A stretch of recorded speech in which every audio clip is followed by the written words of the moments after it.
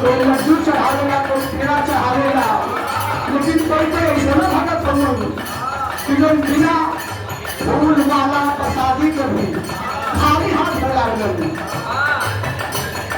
और उनका भी मनोवांछित फल की प्राप्ति होती है। कोई लड्डुआ चढ़ावे, कोई खाली हाथ चढ़ावे,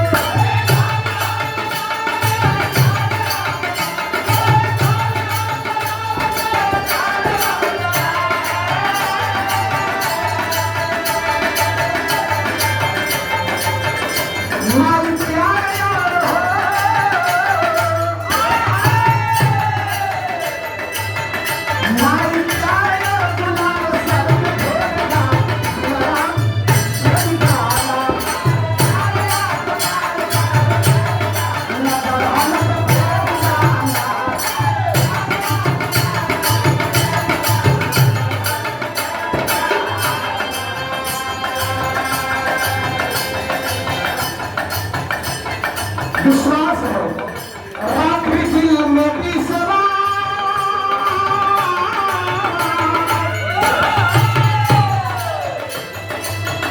राखी दिल में विश्वास, यही से पहले अरदास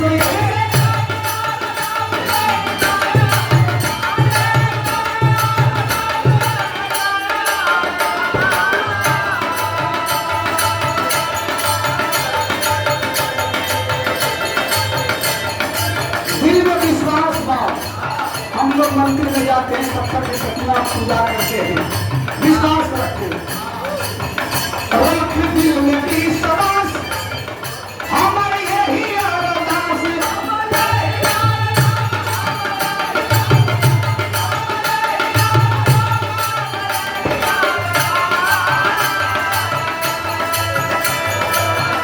हमारे जिंदगी में हो